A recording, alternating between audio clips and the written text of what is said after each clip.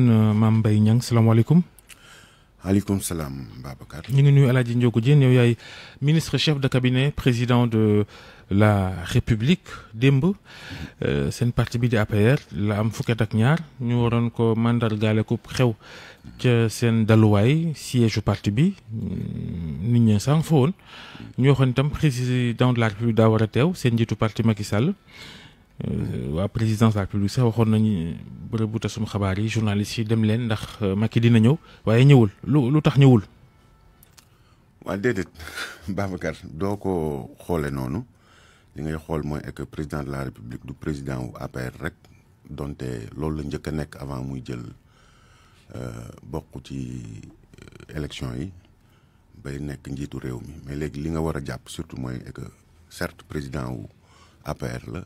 mais président wu Benno Bokk Yaakaar la waaye li ëpp solo ci ndomba yi mu takk yëpp mooy président wu République du Sénégal donc loolu mooy li jiitu beneen bi ci topp mooy defe naa yéene la woon pour mu ñëw wax ak ñenn ñi defe naa alliance pour la APR bu dee organiser manifestation bu tolloog dayoo moom bi mu am ci réew mi defe naa ni dinañ jël jumtukaay yëpp pour que bépp commune sax wala quartier ci Sénégal am nañ fa représentant ñu indi ko.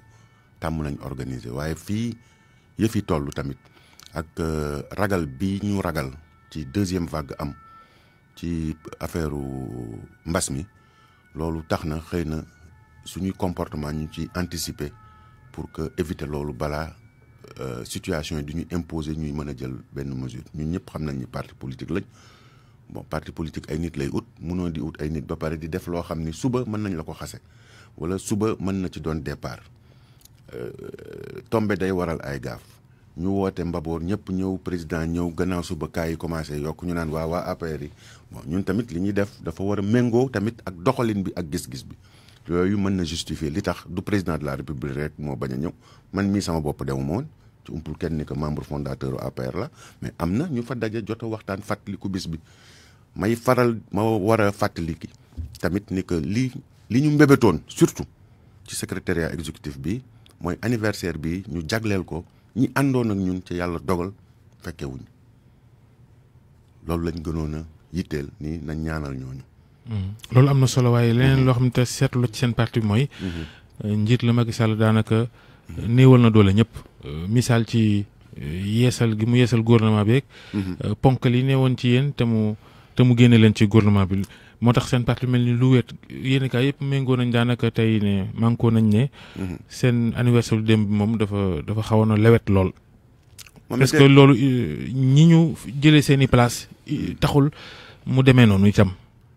déedéet parce que tamit baax na di fàttali ni que ñun ñii ñëpp ba ci commencé ci président de la République Macky Sall amuñu woon place ci réew mi te dañoo àndoon dem jëli outil sénégalais yi wóoluñu. dénk ko réew mi ca boobu a commencé ci président de la République ci boppam amul woon place donc yëf yi di yëfu place yëfu gis-gis la ak yëf yi doxal ak yëf yi topp bëgg-bëggu askan bi pour que jafe-jafe yi wàññeeku mais boo ko jëlee ci diw Mame Mbaye nekkoon na fi mais defe naa ni ñi nga lim ñooñu ñëpp ëpp ñu ma dayoo ci parti bi man nekkoon naa ci gouvernement bi génn ci te teewul ñu naan dafa safadi ñi njëkk a gunge Macky Sall mais tey seetlu bi mooy ñi àndoon ak moom. di koy xeexal ba mu jot nguur gi daanaka ñoom ñëpp dañ leen kenn gisatu leen ay nit ñu bees la indi loolu mooy problème bi. man nit ku bees la. mais am na ñeneen ñoo xamante ne. tey jii nii ku muy jegeel ay Idriss Seck. alors que am na ñoo xamante ne moom ñoom la àndoon xeex. man gënul Idrissa Seck gënumaa jege Macky Sall ci am naa sañ-sañu sax ni ma ko jege Idrissa Seck jegewu ko. donc man nit mais li ñu bëgg a wax sax mooy ci wàllu nit ak jikko. yow Idrissa Seck moom amul loo ko wanul ci ay émission ki tuumaale ki ñoom seen. waaw amul lu ngeen xastanteew. léegi ñi nga xam ne ñoo àndoon ak Macky ba mu jël yëf yi. Macky pousse leen indi ña ko doon xas démb loolay coow li. déedéet c'est que boo ko waxee noonu dina am ñeneen ñu ko déggee noonu ca yëf yi tëddeewul noonu parce que ñu bari ñu ngi ciy wax ca xamuñu. Idrissa Seck musuma kaa tuumaal lépp lu ma mës a wax ci Idrissa Seck firnde laa indi teg ko musumaa wax ci moom wax ju ñaaw musuma koo saaga musuma koo wax lu ñaaw moom tuumaal bu nekk tuumaal nañu ko. tuumaalug luuba defaloo ko ko. tuumaalu. luubal. ay koom yu génn ko dugg nga génne ay kayit. naan banque sangam. déedéet. maanaam di wax ni loxo yi setul. tey ngeen indi ko seen wet. defal ndànk ma wax la. muy liggéey ak yéen. defal ndànk ma wax la. musuma ni tuumal Idrissa luubal. dama ni déglul bu baax li ma la wax. dama ni fii la toog daan ni ba jant bi di lan. di fenk. ba jant bi di fenk. bokkul extinction fay du soleil fay bokkul ak fenk mooy jant bu tëdd. mooy so. ba fenk mooy so voilà ba jant bi di fay kenn du indi firnde ne ko yor naa xaalis bu ma moomul man ma indi firnde parce que boobu wër na ci ay position wax ni que ñun dañuy luubal du ma mës a dellu gannaaw Babacar man du ma tuumaal nit pour ñaari raison jullit ak xan laa lépp lu ma waxal nit buñ ma laajee firnde ma indi ko nettali xuloo la comme ni mu ko waxee romb nañ loolu mais delluwuma gannaaw benn yoon ci li ma mës a wax te tey damay sant yàlla parce que position bi ma nekkoon tey moom moo ñëw fekk ma fi ma ne ko ubbil ko ak jàmm ñëwal li nga mën indi ko. ubbi kooku ci boppam. am na ñoo xam ne ñu bëri posé na leen problème. waaw c'est que mënta bañ a c'est que xam nga ku xamul enjeu doo comprendre actes yi nit ñi di posé. Babacar juróom-ñaari weer a ngi nii sa émission bii laa njëkk a toog nga laaj ma ni ma yaa ngi seddal ma ne la fi réew mi toll ak man posture bi ma occupé mënuma attaquer kenn parce que poste bi ma occupé yàlla dafa dogal ni may doon interface su président de la république ak force vive de la nation muy opposition muy société civile muy mouvement yi gën a hostile damay wax ak ñoom parce que position bi ma occupé la boobu biñ koy wax ñun gis nañ lii dina am fu réew mi toll ci mbas mi ci wàllu économie ci wàllu situation sécuritaire ci wàllu position géographique ci wàllu situation politique sous-régionale bi réew mi day soxla dajaloo nit ñi ngi wax rek. mais li ñuy wala seen mbiru bopp la parce que déedéet mënoo nit ngeen fu nekk ngeen jaar fa xastanteeg yooyu. tey ngeen ñëw àndu mel ni. comme dara xew woon mel miroog saw fu nekk jaar ngeen fa. déedéet loolu mënta nekk. déedéet loolu li ngay wax nii mi ngi doon am bu fekkoon ni que jiitaluñu njariñu Sénégal nee naa la man ànduma ak Idrissa musuma far ak moom te xam nga ci politique dañ naan jamais xëy na déwén wala ak leneen lu mën ci am du ma mës a ànd ak moom mais réew mi moo ñu yitteel moom la mu ŋànkoon daf ko ba ñëw fekk si ñu parce que comprendre na li ñuy wax ñi ko comprendre am nañ sañ-sañu bañ ko comprendre mais li may bañ ñu wax ko mooy da ngeen a beddi ñi fi nekkoon dem indi nit ñu bees man du ma nit ku bees. loolu de moo am moom mën na leen ko bañ moom defal ndànk lu tax bi ñu génnee Mbaye Ndiaye gouvernement bi kenn waxul ni dañu beddi Mbaye Ndiaye membre fondateur u APR la lu tax bi ñu génnee Alioune Badara Cissé kenn waxul lool lu tax bi ñu génnee Mor Ngom kenn waxul lool li tax bi ñu génnee Mame Mbaye Niang kenn waxul lool li tax bi ñu génnee ñeneen ñi kenn waxul lool am na ñu ko wax. déedéet defal ndànk yëf yi. nit ñi Macky Sall day jàllax nitu démbam. déedéet bon am kum neex am nga sañ-sañu wax lu la neex mais ce qui est constant mooy est que demuñu ñi ngi fi toog parce que man ak président Macky sama bopp laa koy xool mosuñu séq ay waxi jox ma poste ak jox ma lii gis-gis lañ amoon gis-gis lañ bokk ñu wóolu ko def ko suñ kilifa buñ demee ba loolu amatul gis nga ni ñëwee woon man bokkuma ci ñi mu recruter par exemple man kenn recruter wu ma xëy na kay man maa daan sol sama mbubu di dem di recruter. mais mënoo miim ni. bu weesoo li ngeen lay ne. ñi leen fekk si. ndax fi réew mi toll mënu leen miim itam ni. calcul politique ma nga ca. non yokk mbooloo. am déet Babacar xam nga lu tax fi mu nekk nii àddina bi yëpp ku dëkk yëpp war a yokk mbooloo. parce que umpul kenn nit ki ci ay jafe-jafe yoo xam ni lu nekk mën naa am lañ jëm Babacar bu ñu yokkul mbooloo politique lu muy jëriñ askan wi. déedéet xam nga dajale du mbooloo politique jéem a boole askan bi la pour que lépp lu mën a jóge ci biti ñëw di menacer askan bi du am fu mu tong da ngay wax ak kilifa diine yi Sénégal du république islamique mais pourtant li ñu fiy def njiitu réew mi day diisoo ak njiitu diine yi ca mënoon ca yoon mayoon na ko mu doxal sans wax ak ñoom soxlawuñu majorité ñun am nañ majorité assemblée dem ñii ñuy xëccul nii de élection bu ñu dem ñoo leen dóor mais dootul loolu dafa am lu ñu wër doon loo xam ni am na luñ ci mën a wax am na luñ ci mënta wax Sénégal tey buntu yëpp yi ñu seqal lu dul géej gi mais buntu yëpp a ngi tàkk. mais loolu du fi lu bees du bërki Dembo Ndiaye loolu yàgg na fi. menace terroriste ay at a ngi nii ñu koy wax. teewul ñi nekkoon ci opposition. du loolu rek opposition ba léegi. du loolu rek lu tax defoo leen ko woon jamono jooju. defal ndànk est-ce que situation bi ngay am 2012 moom ngay am 2013 menace boobu day màgg wala mu disparaître est-ce que dafa disparaître donc mi ngi màgg du day gën a jege si bis bu yàlla sàkk day gën a jege si nee naa la ñun gorode wuñu xamadi wuñu ñàkkuñoo xam dafa di am na fooy toll dina am loo mën a wax ak loo mënta wax man bu fekkoon ni que peut-être man maay dogal xëy na am na yenn yoo xam ni du mës a am ci àdduna bu fekkoon ni que président de la république Macky Sall rek ay dogal am na yenn yoo xam ni du mës a am ci réew mi mais day am nga jéem a corriger. nga xool dogalam yooyu dafa am ci yoo xam ni indi na tuuti weranteeg coow. yeesal na gouvernement bi dugal Idriss Seck ak ñoom Omar Sarr. coow li ba léegi fayul. am na beneen coow. mooy bi mu jëlee Mahmoud Saleh. daat koy tabb directeur de cabinet. gars yi ne amul maqaamam ak lijaasam. yoo xam ni ay lijaasa yu ko mën a may mu toog ci place boobu. ñu for ci yooyu bay ne. yow mi am na ñu bëggoon kalaame yëf yi sax ci cour suprême. nga fexe leen kar ay nitu opposition société civile yu bëggoon kalaame yëf yi nga fexe ba ñu ni ci lu ñu wër xam dañ ko da nga koy dëggalam déet. ñu ne yaatee ñooña def action yooyu. lu wër la am lu wërul bala ñoo sori. waaw bu fekkoon man nga ma may ma bañ a tontu moo ma gënal parce que bëgguma laa wax lu amul ma bañ a tontu rek ma bañ a wax waaw wér na wala wérul boo ma mënoon may loolu moo ma gënal. parce que li ma lay. dañ ko leeral rek.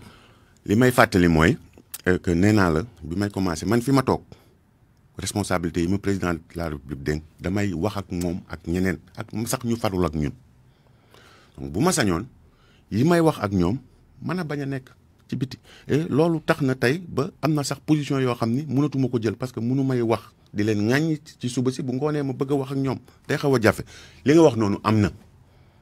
parce que man dañ may fay pour que coow yu mel noonu bu ma ko mënee gàttandu ma def ci dara ma def ko ca du ma koy wax sax ak sama kilifa loolu am na mais bu ñu waree attaquer décision bu mel noonu. ci réew mu jaar yoon. jarul agité dañ ko war a attaquer ñu bàyyi ñi koy attaquer bu fekkee décision bi. mais loo xam mi ngewul ak yoon. waaw non loo xam ni ci wàllu politique rek la ak peut-être ak ci wàllu nit. parce que bu fekkoon day impacter réew mi à la rigueur mu impacté wul réew mi bu fekkee ni que li ñuy wax man bu ma wóoroon ni que li ñuy wax amul xëy na du ma dem waxi daf ma wóor ni que li ñuy wax am na xaw ma ndax comprendre ngeen donc man sama rôle mooy jéem a fay coow yu mel noonu et utiliser wu ma aussi ay moyens politiques lu ma seq ak nit sama diggante parce que loolu tamit am na ci réew mi mooy lu nit ak nit seq loo xam ni du politique kóolute.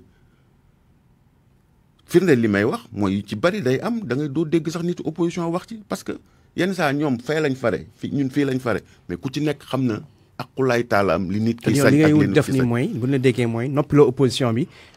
bu fekkee nu nekk nga ne da nga koy lijjanteeg ñoom mooy bu ñu waxati. noppalewu ma leen opposition nag il faut que ñu wax ñoom tam. lu jaarul yoon dañ ko war a wax. musuma leen tee bañ a wax noppalewu ma leen aw ma darajay dem parce que ni ma amee conviction noonu la ñu amee conviction mais dama ni bu yenn yi amee man ma am ci parce que wax jooju lan lay jaar man dinaa bu ma mënee fexe ñu bañ a attaquer décret bu sama patron def mais dama koy def. lu jaarul yoon dañ ko war a attaquer loolu moo dul yoon. lu jaarul yoon dañ ko war a teg ci yoon. xam nga si réew leen nekk aussi état de droit lañ nekk. xam nga man lu jaar yoon wala lu jaarul yoon je suis très bien placé pour xam ndax loolu parce que dans un premier temps sax xëy na loolu doo ko xalaat mais ndax am na wala amul man du ma wax lu dul dëgg.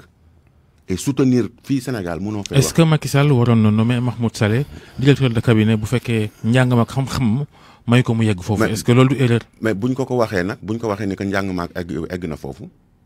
mënu koo contrôler. defal gëstu ko defal ndànk xaaral. président de la République état. defal ndànk renseignement yi ñu am ak renseignement généraux yi noonu. yooyu yëpp egg guñ ci loolu. mais dama ni nit man Mame Mbaye buñ ma dénkee tey buñ doon mettre en doute samay capacité intellectuelle ndax am naa diplôme contrôleur ndax am naa diplôme d'ingénieur technologue ma dem photo ko yónnee ko Babacar Fall yónnee la ko fii Sénégal ku fi jàng am na koo bokkal classe man dama naan la Alioune Djibril Ba laa bokkaloon classe Mame Alioune Sène laa bokkaloon classe sa ak Ndiogu Ba laa bokkaloon classe mag bi may dem Singapour wan laa bokkaloon classe Mamadou Ñinga laa bokkaloon classe bi may def DIT Baye Soulay laa bokkaloon fii kenn mënu fi nëbb jàng ku koy jéem a def di wax ni que loo amul da ngay nax sa bopp parce que addina bi moo tërale noonu mais donc dama ni am na lu ko jar am na lu ko jarul mais man Mame Mbaye Niang bu ma eggoon foofu noonu du ma nangu teg loolu sama patron. maanaam léegi da ngeen bëgg ku ñu nommé rek ñuy lam-laamee say ku mel ni Mahmoud Saleh mi ci sa gis-gis daa war a wane ay lijaasam loolu la. non xam nga man nee naa la séq jarul may wax ni que da nga bëgg a xam sama position man nee naa la man xam naa man dutewuma parce que je sais quand même. li gars yi wax moo am. waruñu ko je sais xam naa non ndax war nañ ko tabb wala waruñu ko tabb man xamuma woon honnêtement xawma woon ne que le poste est régi ak poste je sais ne que le poste de ministre est éminemment politique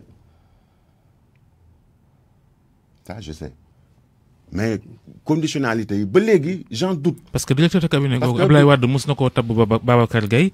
IGE bind bataaxal Ablaye Wade ne ko Babacar Gueye yorul maqaam ak fonctionnel hiérarchie A. warul ne foofa. Ablaye Wade xaw a jubante yëf yi daal koy tabb directeur de cabinet politique waaye directeur de cabinet technique bi moom borom xam-xam ak lijaasa ak ku yog hiérarchie A moo fa war a nekk. li may fàttali mooy ki Mahmoud bi ngeen di wax directeur de cabinet politique la woon Augustin nekk directeur de cabinet du président de la République malgré polémique bi nit ñi war a bëgg a def yëpp defuñu lu dul switché leen. Qui dem nekk directeur de cabinet politique donc il ne s'occupe plus des dossiers administratifs il s'occupe des dossiers politiques. Mahmoud bu ngeen seetee ay comportement am sax il ne s'occupe li muy waxi politique malgré ni ko jóge na foofu moo ëpp ban impact la am ci réew mi c'est ça la vérité. loolu koy Macky Sall lañ ko war a laaj. waaw mais déedéet moo tax man la amul benn impact ci ñi réew mi doxe jarul soutenir yenn débat yi moi je dis pas qu'il faut. est-ce que daa war a continuer di toog foofa bu dee jaaduwul. loolu bu ñooñu déposé woon recours ba mu am yoon dina ci wax. mais bàyyi woon la ñu def ko. yaa ko gàntal. nan laa ko gàntalee. yaa ngi wax sànq ne yaa ne loolu jaru koog yooyu noonu waxtaan ak ñoom. sama position la yow jàpp nga ni jar na ko ñoom jàpp nañ ñi jaru ko ñi jàpp ku nekk am na loo jàpp yow boo xëyee da ngay xëy di ut information man bu ma xëyee damay xool loo xam ni bu fekkee dafay yàqal groupe bi ma bokkale ma jéem ko fay. information bu tegu ci yoon quand même. dañ koy teg ci yoon suñu liggéey. non man tamit li may def ci yoon laa koy teg. man demuma contraindre leen demuma corrompre leen dañu dem ñu expliquer parce que y a des enjeux qui sont au-delà de yi ñuy wax ni c'est tout. léegi Ndiogou waaw. sànq yaa ngi wax wàllu ubbeeku fi mu toll nii ubbeeku ngeen nekk waxtaan ak ku ne gis na Idriss Seck ñëw. Karim Wade moom tamit bitim réew boobu ba léegi est-ce que nekkul ci suuf ngeen di waxtaan comme ni ngeen ko defee Idriss Seck jékki-jékki rek benn nit tel ku nekk naan lu mën a nekkee est-ce que Karim Wade seen position ak Karim Wade ak PDS jamono ji est-ce que ay waxtaan amul Macky Sall waxtaanul ci pet jamono ji. non Macky Sall ki muy waxtaanal man wax dëgg yàlla xamuma. moom buy waxtaan du ngeen ci yëg dara. waaw boolewu leen ci sax. waaw mais man li ma jàpp mooy que logique bi ñu nekk mooy ñëpp la ñu war a waxtaan ñëpp. ba ci waa PDS ñëpp. PDS ak ñëpp ñëw dugg ngeen waxtaan. man maa ngi def ay effort yu bari pour que am na kenn koo xam ni fi mu nekk effort boo xalaat maa ngi koy def pour mu ñëw toog waxtaan. kooku ku mu. du fii laa koy waxee. c'est que man damay c'est pour te dire ne. du gàkku moom kañ lay yegg si moom. affaire yi tëjuwul. moom gàkku laa kañ lay yegg si jàpp naa ni que réew mi ñëpp mën nañ ñëw. nee naa la bu doon yëfi nit ak nit man amul ku ma man yëf yi li ma ci daj kan moo ko ci daj ñii di wax nii yëpp dajuñu ko ci. wala Ousmane Sonko ngay démarché. non en tout cas du Sonko bokk pour mu leer nga xam ni que du moom. dañuy jeexalee Mame Mbaye Niang. liñ fi seetlu fan yee ñu ni waa APR kenn yenn ci kilifa yi. sos nañ benn kuréel boo xam ni. ay kàngamu parti bee ci ne. ngir mën a défendre parti bi ci média yi di dem ci émission yeeg ñoom seen. ñu boole woon ci sa tur.